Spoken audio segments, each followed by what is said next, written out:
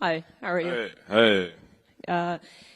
We spoke a few days ago. How's everything been so far, and how's the weight coming off? Doing good. Weight's coming off. Feeling lean. Looking for carbohydrates everywhere, but I'm good. Well, it's a full circle moment for you, of course. Less than a year ago, you were in Abu Dhabi fighting at UAE Warriors to get the contract. Being back in Abu Dhabi, all the familiar surroundings, how does it feel? Yeah, it's very nice to be here. It's nice to see all the people here again. The heat is a little less nice, but yeah, it's cool to be here. It's nice. Nice to be back after a full year. Like, it's been a crazy year, and it's thanks to a lot of people here. So it's special to fight here again. Yeah. And you've been so active. Do you allow yourself to like kind of sit back and smell the roses, like they say, or because it's been like fight camp, are you just so focused that you haven't had an opportunity to appreciate all the success you've had? No, I try in the moment. I try to be in the moment as much as possible. It's crazy that just a year ago I was fighting here UAE Warriors, which is going to be tonight as well. So I'm going to have a look there tonight. And that I'm here in a main event for the first time in the UFC 12 months later. So I try to take it all in. I try to enjoy as much as I can. I think I've been doing this stuff for so long, and that's really something that I have in the front of my mind, that I try to enjoy everything, try to enjoy every training session, try to enjoy everything that I'm going through here. So yeah, that's basically it.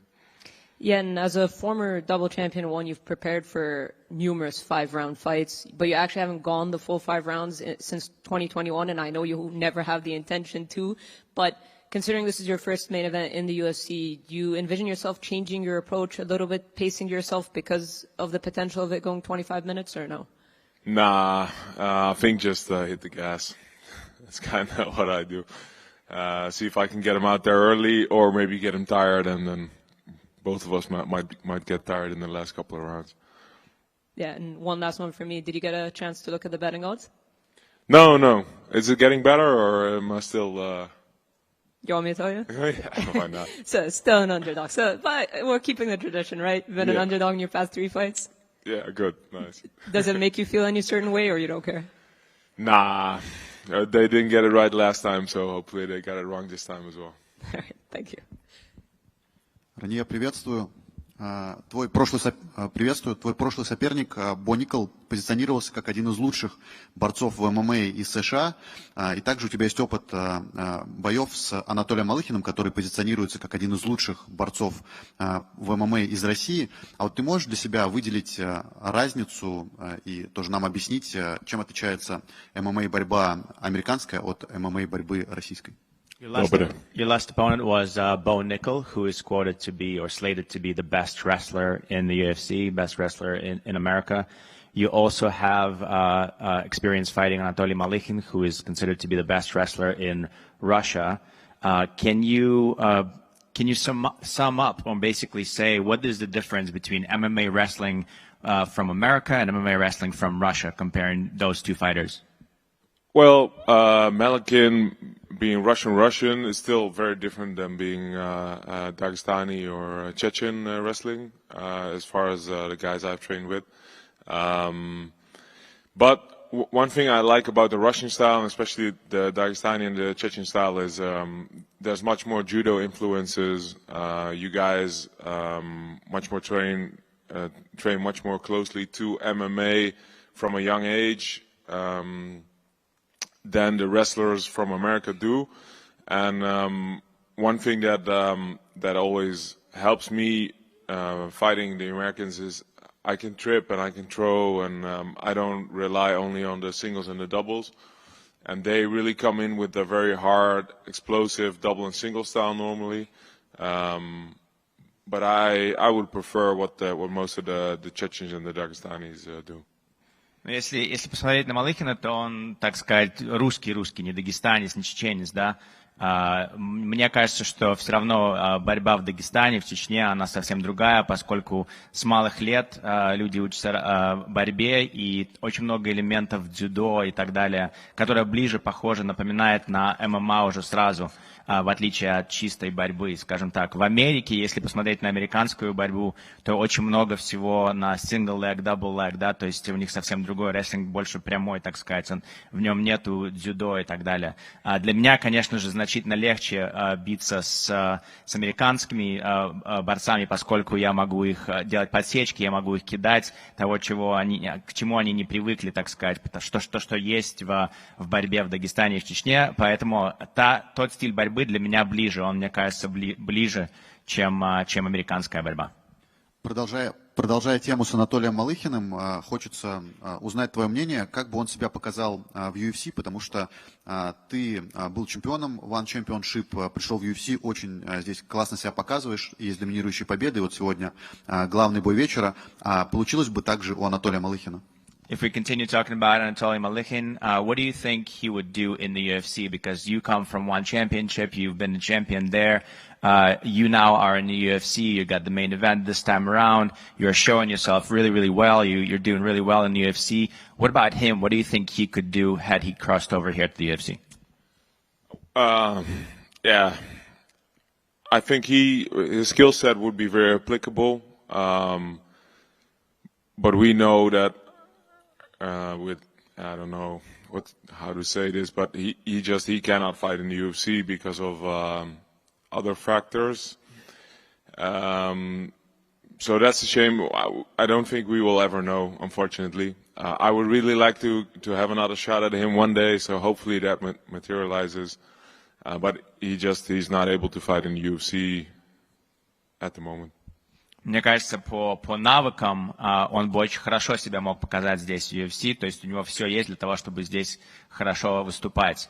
Но по другим факторам, я не знаю, как правильно сказать, не могу сказать, по понятным другим факторам у него не получится быть в UFC долгое время и, наверное, никогда. Это, конечно, жалко, потому что мне кажется, что я хотел бы еще раз попробовать себя против него, показать свои навыки против его навыков, но, к сожалению, по понятным причинам, я думаю, что он никогда сюда не попадет. И последний вопрос от меня. Твоего соперника в одном из прошлых боев Кhamzat Chimaev сломал ему челюсть, несколько зубов забрал себе, можно так сказать. Ты, как тоже один из лучших грэплеров в дивизионе, рассчитываешь на что-то подобное, вот именно на слабую челюсть Роберта Whittakera? Let's talk about your opponent this time around on Saturday. The future contender for the middleweight belt, Khamzat Chimaev, just fought Robert recently and, let's say, collected some of his teeth, broke his jaw. Are you thinking about something like that? Are you counting on a weak jaw of Robert Whittaker? Are you predicting something like that happening? No, my jokes are much more specific, much more subtle. My jokes go nice under the chin.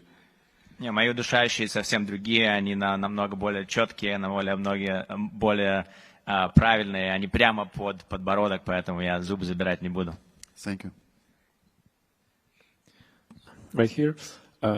So you mentioned that you like training with Dagestanis and Chechens because of the style, because of judo, sambo that they imply in their wrestling. Can you mention some names, some known fighters that you trained with?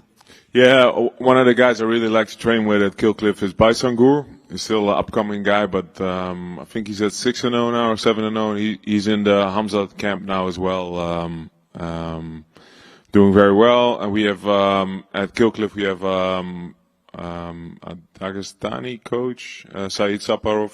I really like to work with. There's a few guys from the PFL. So yeah. It's always been a pleasure for me to work with guys from that area of the world. Yeah. And one more thing that you mentioned when you spoke about Anatoly Malikhin, you said that he cannot fight in the UFC for certain reasons. What do you mean by certain reasons? Let me not go into this too much. No. Okay, thank you. Hello. Несколько лет назад, больше 10 лет назад, Федор Емельяненко проводил сборы в Нидерландах с тренером Питером Тейсе. Вы тогда были еще подростком, занимались дзюдо. Знали ли вы об этом? Слышали ли о том, что Федор приезжает в Нидерланды? И следили ли тогда за его карьерой? A few years back, Fyodor Emelianenko came to Netherlands and he was doing like a master class. Yeah. And with a really famed coach there. Как звали? Питер Тейсе. Peter Taser. Yeah, You were I know. still a young kid back then, or younger, I suppose. So were you aware that Fyodor was there? Did you know about that master class? I know that he did some camps there in Holland as well, but I've never had the pleasure to visit or to train together, unfortunately. Да, я знаю, что он приезжал в Голландию, но к сожалению, у меня не было возможности тренироваться с ним или быть участником в этих кемпах. So one more right here. So you mentioned in a recent interview that MMA isn't big back home. Is kickboxing still the biggest martial art? No, MMA is. I think MMA is the biggest one, but it's a little bit under the radar. Most media in Holland doesn't really cover it as much as it does kickboxing. But MMA is more popular than kickboxing, I think, at the moment. But of course, we have Rico Verhoeven, we have Glory mostly going on in Holland, so there's always a lot of attention for this, which is very nice as well.